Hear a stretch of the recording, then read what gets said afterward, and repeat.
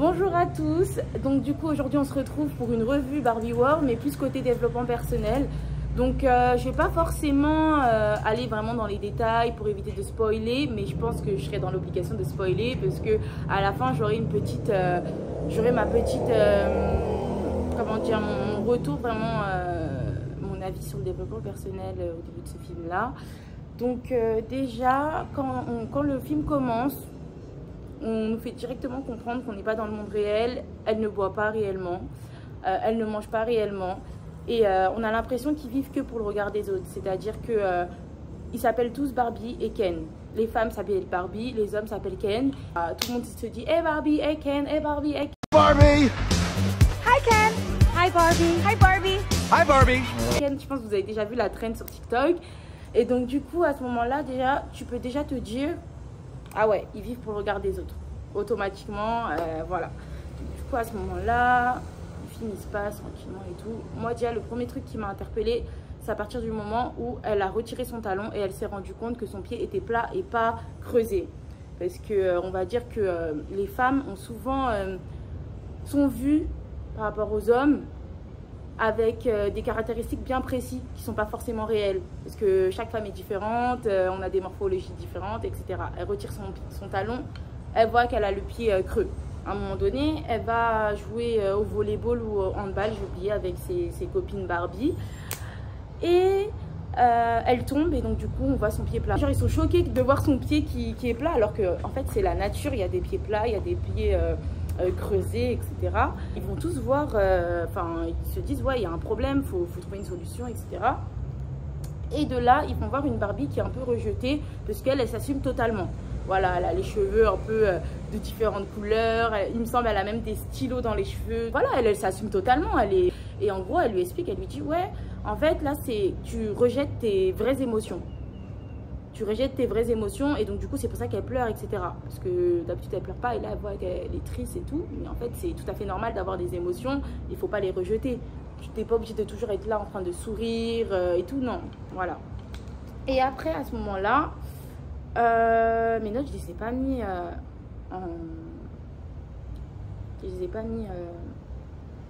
dans l'ordre.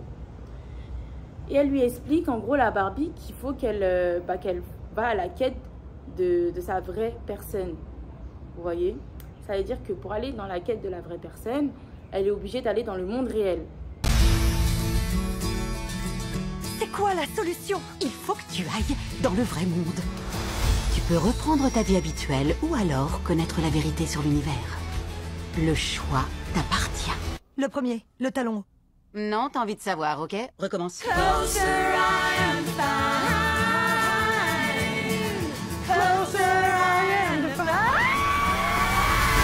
Je viens avec toi. D'accord. Parce que là c'est Barbie World, là elle va dans le monde réel. Et quand elle va dans le monde réel, bah, Ken il va absolument aller avec elle, donc du coup ils vont ensemble et tout. C'est ça le vrai monde. Waouh. Pourquoi ces hommes me regardent comme ça? Et Barbie elle se rend compte qu'en fait elle est sexualisée, clairement. Là elle est habillée un peu coquette quoi, comme une Barbie normale. Elle marche et tout, elle fait du roller avec Ken et tout. Et directement les gens ils lui touchent les fesses, etc. Ils la sexualisent directement. Après eux ils se posent la question comment ça se fait et tout. Et on a ils ont des espèces de policiers qui lui sortent. Mais regardez comment vous êtes habillés. Après ils disent mais nous on comprend pas en fait, on n'a pas de sexe. Les Barbies n'ont pas de sexe. Et en réalité c'est vrai, quand on soulève la jupe d'une Barbie ou d'une Barbie Ken, bah il n'y a pas de sexe en fait. C'est pas des personnes, on va dire c'est légendaire une Barbie. C'est pas, enfin ça a une apparence humaine mais c'est pas un vrai être humain quoi. Vous voyez, ça veut dire que déjà à ce moment-là ils se disent ah ouais on nous voit bizarrement et tout. Après Barbie elle sent comme des appels intérieurs. Ça veut dire que elle se retrouve dans une école et tout et elle va voir les jeunes filles. Fille, Sacha, vous allez bien? T'es qui toi? Je suis la femme que tu as toujours préférée. J'ai nommé Barbie. Tu crois vraiment que t'es Barbie? Oui. Elle est tarée. Vous croyez qu'elle s'est échappée d'un asile? Attends, t'es Barbie, genre t'es une bimbo professionnelle? Non, Barbie n'est pas une bimbo. Barbie est médecin, elle est avocate, sénatrice, elle est prix Nobel aussi. Sérieux? Toi t'es prix Nobel? Non, non, pas moi, mais Barbie est ça aussi. Ouais. Alors, vous allez me remercier et me faire un super câlin. Oui, parce que je suis votre jouet préféré. On n'a pas joué à la Barbie depuis qu'on a genre 5 ans. Les poupées avec des cheveux, j'avais horreur de ça. Tu jouais à la Barbie mais seulement quand il y avait rien d'autre. J'adorais les Barbie. Ah. Bon, de toute façon, déjà petite, on trouvait ça nul. Nul, vraiment? Pourquoi? Vas-y, balance, Sacha. Défoule-toi. Détruis Barbie. Ok, Barbie. Tu l'auras voulu. Les femmes se sentent super mal dans leur peau depuis que t'as été inventée. Je pense que c'est une mauvaise interprétation. Tu représentes tout ce qui est moche dans notre culture. La sexualité aux mains du capitalisme, des standards de beauté irréalistes. Non, non, non, c'est ce que tu penses, mais c'est une vision stéréotypée parce que Barbie est bien plus que tout ça. Est-ce que tu t'es vue?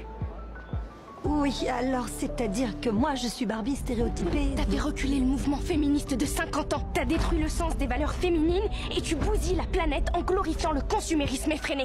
Non, mon rôle est de vous aider à devenir des femmes plus épanouies et plus puissantes. Oh mais je suis puissante. Et jusqu'à ce que tu débarques en te la jouant Barbie, t'étais complètement sortie de ma tête, fasciste. Oh. Bien. Ça recommence. Il faut comme... Je vais vous laisser maintenant. J'ai été très contente d'échanger avec vous. Et tout, elle leur dit bonjour et tout, elle va leur parler et tout. Et en fait, les jeunes filles, elles la regardent super mal, genre en mode, c'est qui elle et tout, regardez comment elle est habillée et tout. Et elle comprend pas. Ça veut dire que directement, on a les jeunes filles qui disent ouais, c'est à cause des femmes comme vous que plein de femmes ont des complexes, c'est pas normal, une femme n'a pas forcément ce physique.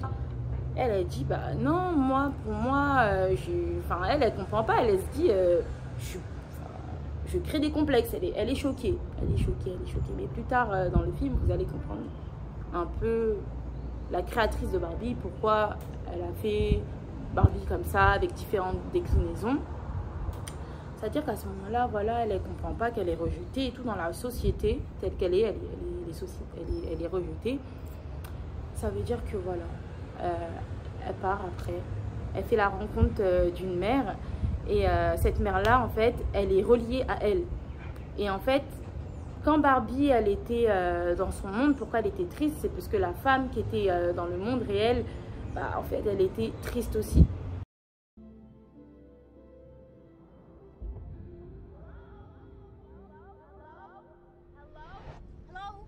You two like shining? No, it's nothing like that. Are you shining with a real Barbie? No. Elle était triste, pourquoi? Parce qu'au final, elle rejetait réellement ses vrais rêves. Parce qu'en fait, c'était une créatrice de vêtements et tout. Mais elle rejetait une partie de elle-même. Et on va dire que les deux, elles avaient des choses à s'apprendre mutuellement. Mais en gros, voilà, les deux se sont séparés. Enfin, les deux sont allés dans le siège Mattel et tout. Et Ken, il a vu qu'il pouvait être qui il voulait, mais surtout avoir des hauts postes.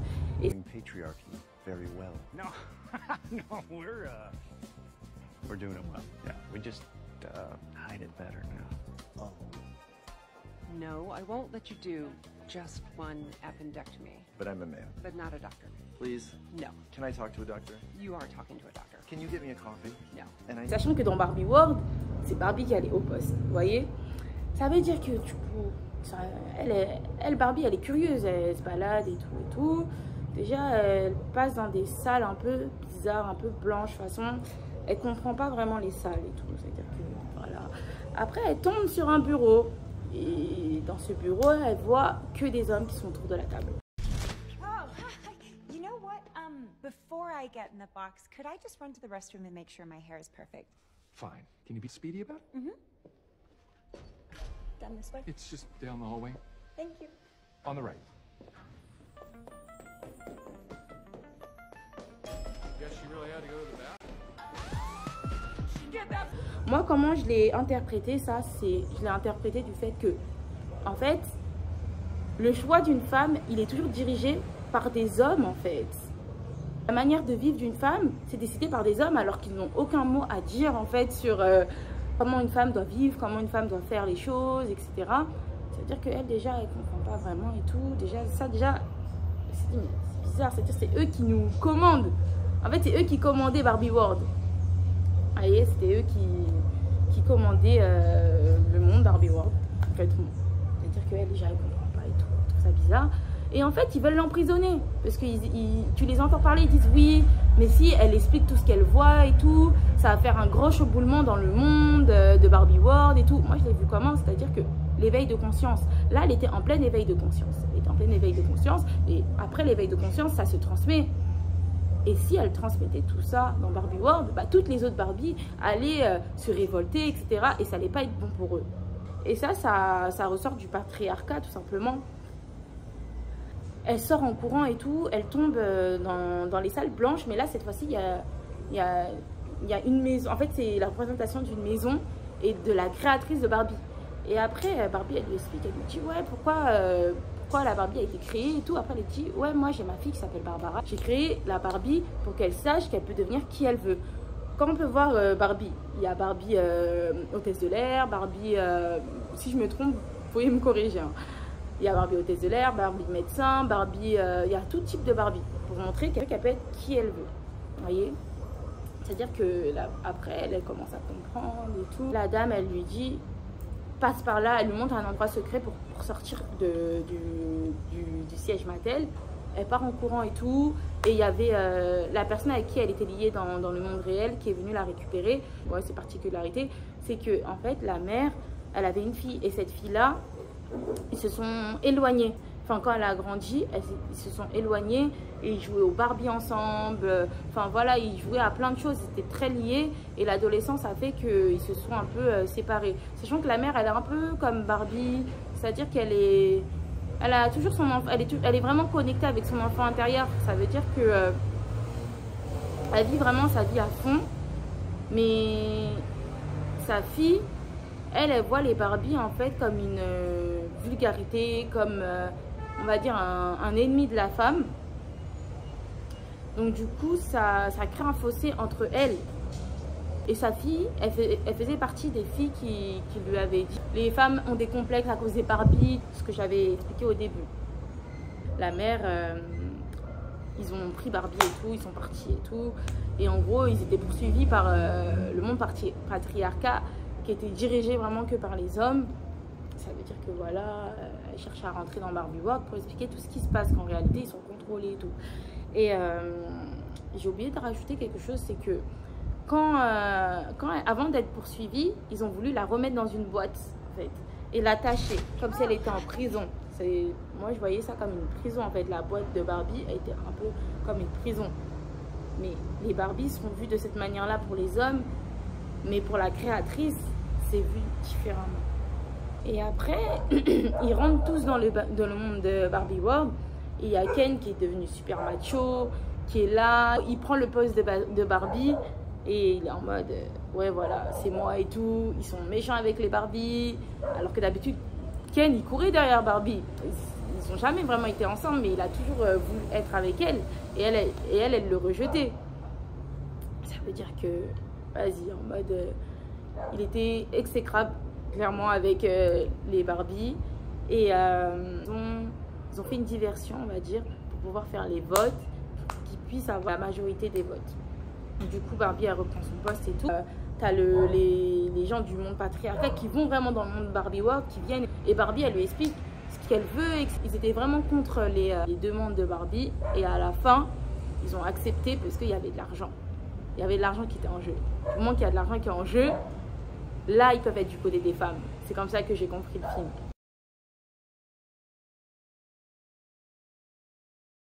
Après, moi, si je pourrais donner une petite morale de ce film-là, c'est que toutes les jeunes filles, les femmes, les mères, tout type de femmes, quoi, qui regardent cette vidéo, sachez que vous êtes des femmes merveilleuses. Vous pouvez faire tout ce que vous voulez dans votre vie. Ne vous limitez jamais. Chose que les gens vous disent, que les peurs des autres peuvent être transférées sur vous-même. Mais chaque personne connaît ses capacités, chaque personne a ses rêves. Et si tu as un rêve, c'est que tu peux réussir ton rêve. C'est ça que j'ai à dire. Et surtout, ne vivez pas à travers le regard des autres. C'est ça la morale aussi de ce film-là. C'est qu'au final, tu veux exister à travers le regard des autres. Pourquoi? sachez que si vous vivez comme ça, vous n'allez pas être qui vous voulez. Parce que vous allez toujours déranger. Quand une personne, elle-même, elle dérange tout le temps. Tout le temps, tout le temps. Parce que elle ne vit pas par rapport au regard des autres. Elle s'en fout de ce que les gens peuvent penser. Tout en les respectant, bien sûr. En fait, tu dois vivre ta vie à 100%, mais sans déranger la paix des autres. C'est tout ce que tu dois faire.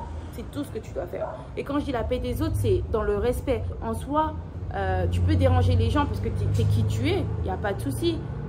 Mais il faut juste que tu respectes les gens. C'est tout. Après, qu'est-ce que je pourrais rajouter aussi dans tout ça? Vous sous-estimez jamais. Parce que c'est vrai que dans le film, il sous-estime énormément la Barbie. Il la sous-estime énormément. Il ne la voit pas forcément comme une femme capable de faire de grandes choses, à part être jolie. C'est ce que j'ai compris du film. Mais vous ne sous-estimez pas. Franchement, regardez-vous tel que vous êtes. Arrêtez de vous regarder dans le regard des autres parce que n'importe qui peut vous réduire en fait. Et à partir du moment où vous réduisez, vous pouvez, en fait, vous n'avez plus d'estime de vous et vous n'avez plus confiance en vous. Et ça, c'est la clé de tout. La confiance en soi, c'est la clé de tout. Parce que si personne croit en vous et vous croyez en vous-même, vous allez tout gagner. Il ne faut pas attendre que les gens croient en vous. Parce que parfois, vous-même, vous ne voyez pas votre étoile briller, mais d'autres personnes voient votre étoile briller. Et à ce moment-là, les personnes, en fait, votre lumière, vous êtes réduit. Vous êtes réduit et vous ne pouvez plus être qui vous êtes. Donc, franchement, voyez votre étoile briller avant que d'autres personnes la voient et vous volent votre lumière. C'est ça que je pourrais conclure. Et habillez-vous comme vous voulez, faites comme vous voulez, vivez votre vie comme vous voulez, du moment que vous vous respectez, du moment que vous respectez les autres. C'est tout ce qui compte. C'est à nous de mettre nos propres limites en fait. C'est pas aux autres de nous dire « Ah, tu peux faire que ça ». Par exemple, si tu as envie de, je sais pas, devenir mannequin et d'autres personnes te disent « Non, tu peux pas être mannequin », tu peux l'être en fait. Ça, il n'y a pas de problème. N'importe quand, tu peux devenir une mannequin du moment que toi, tu y crois. Si tu y crois pas, personne ne pourra croire en tes rêves en fait.